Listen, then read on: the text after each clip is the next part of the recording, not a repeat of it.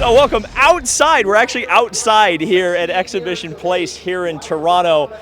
Just an excellent race, I thought, here for the IndyCars.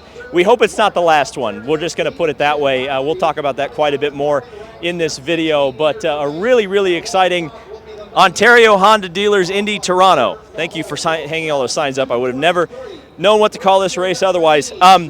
Subscribe if you haven't already, and it's all free to do. Just go down in the description or down below, hit the subscribe button, like button, comment, leave me a comment. It's all free to do. It all helps the channel out. If you did not catch it yesterday, we had a fantastic one-on-one interview opportunity with Zach Brown. The feedback on that has been absolutely awesome. My friends at FanAmp helped me film that. It was just, I mean, really, really good stuff. So if you haven't seen that, be sure to check it out. And it's timely, too, because, of course, a McLaren won today. I need to say this before we get too far into this, because we are going to have to talk eventually about the future of this race. But Toronto is one of those races that I never really circled on my calendar to go to, because I was like, it's too much hassle, it's out of the country, why would I do that? It's a street course. And as Marcus Armstrong always points out, I hate street courses. Not really.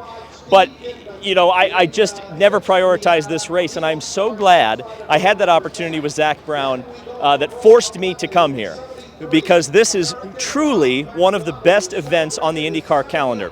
You Canadian fans, you are so informed, you love this sport so much, you love IndyCar racing, you bought the merch, all of it, just, I was overwhelmed. The crowd reaction, just cheers for everybody, oohs and ahs as passes. This was awesome. What an awesome atmosphere. And it would be such a damn shame if there is not a Canadian race for you fans next year, because you absolutely deserve it. Just absolutely deserve it. I mean, this was an awesome place to be, awesome city, awesome race, awesome track. I mean, yes, it's not as good as it used to be. It's not as good as it was in the Molson days, as the locals keep calling it. But trust me when I say this, I don't give out praise easily. And this was an awesome event, an amazing event. So I just wanted to say that right off of the bat. Pato O'Ward won today, and he'd been downplaying his chances all weekend. I mean, I talked to him on Friday. I said, how do you go fast around here? And he said, I never go fast around here. What are you talking about? And I said, that's fair enough. And the narrative around McLaren was that this is their worst track. And yet, at the end of the day, they come out on the top. This is the first Chevy win of the year that people actually were in the grandstands for, which is pretty cool. Obviously, Pato got a win at Iowa Speedway. And for McLaren, you know, I mentioned this earlier in the season before Chevy had a win, but certainly now that you have two on the board, McLaren is now the #1 Chevy team, and I don't even think there's a question mark about that anymore, because Penske's just fumbled. I mean, Penske's having one of their worst seasons ever, and they're not carrying the weight anymore. And the people who are carrying the weight of the bow tie, well, it's Chevy, but in particular, it's Pato O'Ward. So let's go to some questions I asked Pato in the post-race press conference, particularly about conquering this racetrack here at Exhibition Place. It's a big day. It's a very big day, and it feels, you know, pretty special in a place that has arguably been probably one of the biggest headaches every single year that we come here. So it just feels good. It's a really good feeling that we didn't just nail the strategy and get lucky, but we also had to earn our win today. It wasn't given to us, and we had the card to be able to do that. You mentioned how difficult this stretch of the season has been. Can you kind of put that into words, and you know, what's your energy level going into Laguna?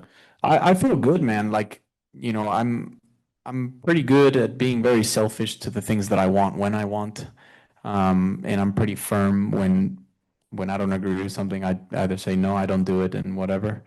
But yeah, my dad's the only one that's here this weekend, and I'm going home tonight to Texas to see my mom, my sister, and then I have to head to Laguna early to do some media day on Wednesdays early.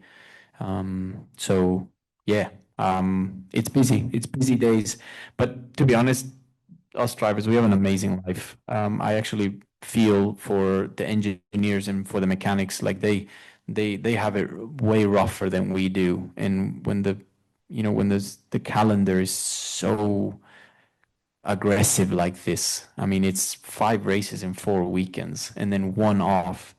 August is quite a bit better, but July is brutal, and to be fair, month of May is brutal as well.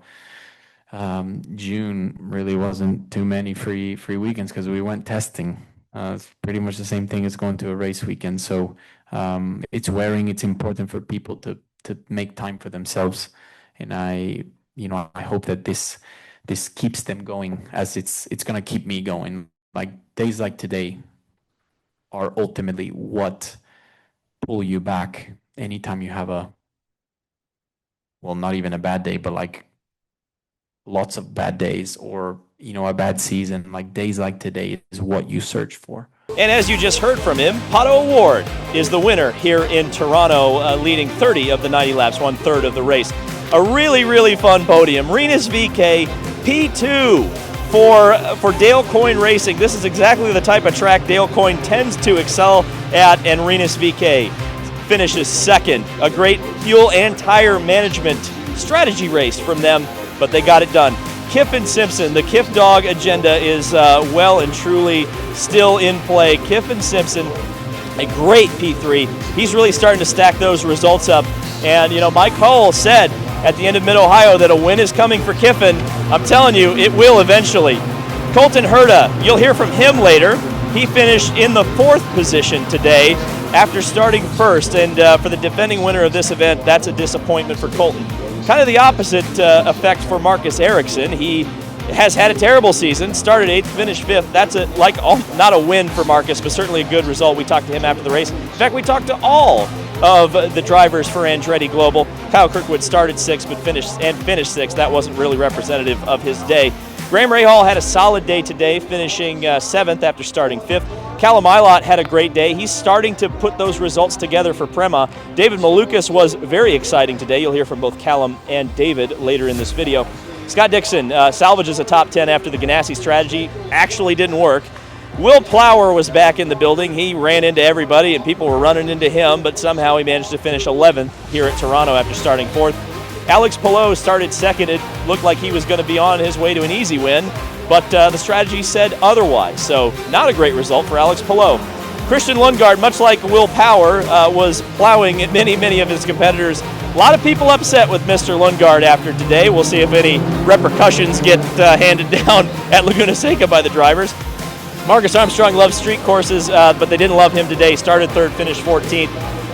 Connor Daly was well within the top 10 at one point, but ultimately comes home with a 15th place spot. Robert Schwartzman, 16th on the day. Stingray Robb hung in there all day, finished 17th after being involved in a crash at one point.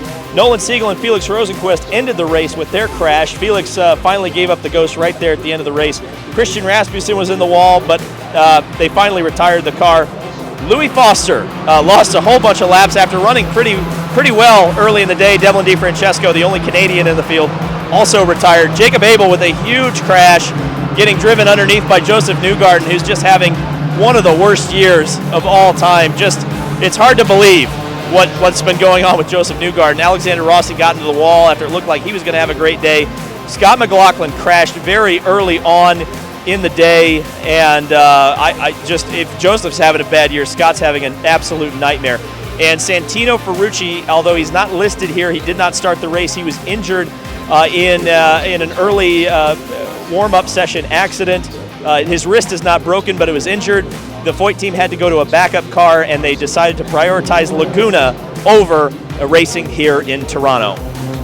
So I mentioned that fantastic and fun podium of Pato O'Ward, Rinus VeeKay, and Kyffin Simpson, and I got an opportunity to speak to both Kiff Dog and Big Rinus after the race in the post-race press conference. It's been a kind of crazy year. I think we started off a little bit slower than we wanted to. We had that top 10 in Long Beach, which was great, but that was more off strategy than anything else. And then at Indy GP, I've felt super fast there, and just ever since then it's like something's just kind of clicked and just kind of figured it out. And since then I've felt super comfortable with the car everywhere we've been, just about. And yeah, it's been a big thanks to Luke. Luke's been doing a great job on giving me a car that I want every single race, and we've been working really well together recently. Renus, you brought the trophy. Yes, I'm not gonna let go of it for the next week, I think. That's He's it. gonna see every corner of Toronto tonight. That's understandable. Renus, you kind of talked about Michael Cannon, Dale Coyne. Your engine has the best fuel mileage, but you, the driver, still has to make that work. Just kind of talk about, what you do in the cockpit to make those numbers work. I mean, you got to be confident. You got to commit sometimes. So I think this year we've had a lot of good fuel save races, and in the end, it wasn't a fuel save race anymore. I mean, the final stint, racing Pato, we were fuel rich. We were good in fuel, and with all the yellows, we stretched it that far that we could just go hard. So yes, I mean, you got to have some pace to save fuel, but also I just have a really good car under me that allows me to attack corners even though we're saving fuel and keep lap times up. Yeah, you mentioned that. I mean, what has made the difference? Because you just mentioned it. It's been the best car at times that you've had in your career. What has made the difference this year? I think the less pressure we have as a team. We have, we just every weekend comes at his own, and we work really hard to get that car. And last weekend in Iowa, we struggled a lot. And I mean, we had a really good car in Detroit. Took a lot of that stuff here, and we had our best result of the year. So Laguna's coming up. I think the setup we had in Barber is going to work well there. So we're at that point in the season where we figured out what we need to do. So I think we're going to have some really strong results coming up. And you heard me mention it, a really kind of stellar top 10 as well. Let's hear from some of those drivers who were well within the top 10, but not quite race winners. It's like a really disappointing fourth, and I guess part of me is happy to be disappointed with the fourth. It shows the weekend that we had and how strong our Cambridge Honda was, but man, it's like we finally were firing on all cylinders. Like everything was right today, and the pit stops were awesome, and the strategy was it was great. Like we did the right stuff. It was just lucky yellows and people getting luck when we didn't is really ticks me off. But that's just the season that we've had. Even when we're on our A game, something screws us. Laguna next. I know you love that place. I do. There's a lot of good tracks. I've had poles at Portland. Finished on the podium in Milwaukee last year. Laguna, what we can do at Laguna, so try to do that. It's a place we've had similar results here to Laguna, so if we can have a weekend like this and a little bit more luck, it'd be awesome. Yeah, no, it was a really good race for us.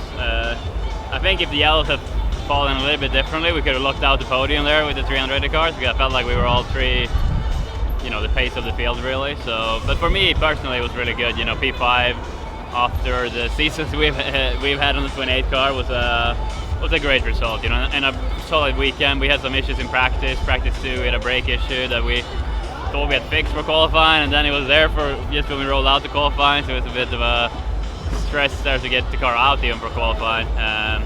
But still, I had a solid day yesterday, and then I think today I was really happy with the way I drove. I drove aggressively and overtook when I needed, and sort of made a lot of passes and moved forward in the race. It's been a lot of races we've just been going the wrong direction for different reasons, so just needed a good solid race and get some confidence back and something to build on for these last 5 races. So happy with that. It was a good result, good performance for us. I will take it. The silver gold bull Honda, it should have won, and we should have won out here. One of us at Andretti should have won. So I'm upset. It's good to be upset with the 4th, 5th, 6th, but we'll focus on the next one for sure. But we're still good at street courses. That's a good thing to see. When you miss an opportunity like this, how difficult is it? Because this was clearly, like you said, it was fast. It happens, right? We see it across the board. All teams, they don't always get all their best events together. Last year we did. This year we didn't, and it's really out of our control. We would have had to do something that would be considered risky to get lucky, like a lot of the other guys did, which we just weren't going to do. Nobody would in their right mind. So obviously it didn't work out for Palou, even worse. So we just played the safe side of things, and some guys got super lucky. So yeah, we were, we started 15th. We missed the fast 6 or fast 12 by a little 10th here and there. Everybody's so good in this field. So at that point, strategy was, all right, well, how do we get a race car? How can we make moves? How can we pass? And man, we were here for hours last night studying onboards from 2024, 2023. I mean, the amount of onboard videos watching from Dixon. I mean, he started from 15th position. I'm pretty sure it's 15th, somewhere around there, and he made it on the podium. So we're looking at strategies, looking at what can we have a good race car. We're scanning onboards, and we worked really hard, and we found a good setup.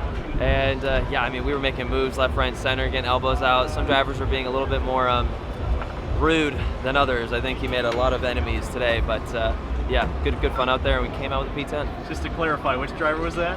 Yeah, so I think people can figure it out. I don't think he made any friends out there. It wasn't just me. I saw how he was driving. I was like, ugh.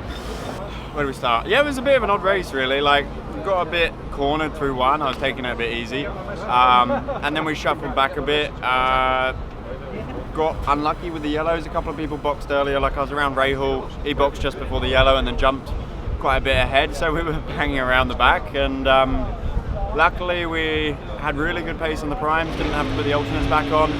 Got caught up in that crash in turn one. Was able to top up. And I think we just set ourselves on a good strategy from there. Had really good pace, jumped the two Ganassis over their pit stop, and yeah, really happy. It's a long time coming. I mean, we've had the pace the last 5, 6, 7 races, so to be able to do it now is good, and I think that was one of our best paces in the race as well. How much of it was luck and how much of it was like pure like knowing what to do? Because it seemed like everybody was just all over the place with the strategy. They were all over the place, but it's hard to put yourself in the right position. Like, I was really unlucky the first 2/3 of that race, and you know, we put ourselves in a good position without yellows, so we did the right thing, if you know what I mean. If there was yellows, we would have been unlucky. I think that's the thing. We did a solid race and were unlucky, and then just did the right thing at the end and didn't have the bad luck that we had before. So honestly, it's more that we did a good job, and you can say we were lucky to not get a yellow, but that's racing to not get a yellow, if you know what I mean. So I think we did all the right things. So again, just an awesome race. I thought it was really a lot of fun. Yeah, it was processional at times, but we got the yellows to fall in the right place. The drivers raced each other. I mean, early part of this race with all the pack racing, going down into turn 3. I actually walked out to turn 3 after the Scott McLaughlin crash. I was so glad I did, because just the racing quality I thought was just so exciting. So many exciting moves, you know, wheel-to-wheel action. I mean, that's what we like about IndyCar racing, and we saw a lot of it today. It's nice to have different winners. I mean, I feel like we're starting to get spoiled a little bit. It's not just always Alex Palou and Kyle Kirkwood in the winner's circle. Now I guess we get one Scott Dixon and a couple Pato O'Ward wins at times, but no, I just thought it was just a wonderful race. And I think if you look at Iowa race 2 and you look at this one, we've had a couple of pretty good IndyCar races, and I think I can't complain about that. So I suppose we should talk about the future of this race here in Toronto. I haven't heard really good things today. I was a little bit concerned about that, and a lot of it has to do with this soccer stadium behind us and the fact that the World Cup is coming here next year. Now, from what I understand, there are some potential expansion plans to that stadium to accommodate the World Cup here next year. If that's true and they expand it the wrong way into the track, well, the track's just not going to be here and available for the Toronto Indy race to use. So it's not so much a date thing. It's really, is the track going to be usable next year? And, you know, from what the locals have told me, the promotion of this particular race this year was a little bit late, which again, apparently really they started in earnest in March, really started ramping it up in May, and yet the crowd, the stands were full. It was a lively, informed crowd. Again, it would be such a shame if it goes away. You know, the rumor mill continues to seem to suggest that if it did go away, it would be replaced by Watkins Glen. But as the Canadians have all been informing me correctly so, that makes their closest race Detroit next year, not Watkins Glen. So it wouldn't be a 50-50 trade if that did happen. And again, there's so many good fans here. I just don't want to see this thing go away. And I'm going to try to advocate for it, but ultimately, you can't fight the World Cup, and that might be the fight that the Toronto Indy is coming up against. Now, I guess the good news is this race has gone away a couple of times. It went away 2 years post-merger. It also went away for 2 years during COVID, so it has come back. It's resilient. It's a cockroach. It does come back. So if it does go away, it might not totally go away forever. I just want to talk about Penske real quick. This is such a terrible year for them. Scott McLaughlin, Joseph Newgarden, Will Power's the only one that's having any kind of a good year, or at least not like super horrible, and he might get fired before the end of the year. Incredible. First winless season, by the way, for Team Penske since 1999. They've got 4 races to accomplish that. So next stop on the David Land and the IndyCar Tour is Laguna Seca, WeatherTech Raceway, for the Java House Grand Prix. I think I'm going to have to read that off the sign as much as I did the Ontario Honda Dealers Indy Toronto. But yeah, I think it's going to be a lot of fun. As you heard, Colton Hurd is already looking forward to that one. You know, Alex Palou's looking forward to that one. It's a cool track. It's one of the tracks that I look at as a formative track in my development as an IndyCar fan. You know, I just think about Alex Zanardi passing Brian Herta there. That was such a core memory for me that it's always fun to get out to Laguna. I haven't been out there for a couple of years, but it's going to be great to be back. First race coverage in California since Thermal of last year, so get ready to learn fault lines, buddy. So from Toronto, I hope this isn't the last time I'm here. This is such a cool city. But if it is, I'm glad I was here, and I'm glad I bought the t-shirt and the poster. Thank you guys so much for watching. This has been David Land on YouTube. It's been an incredible weekend. Thank you for supporting the channel, and we'll see you in the next video.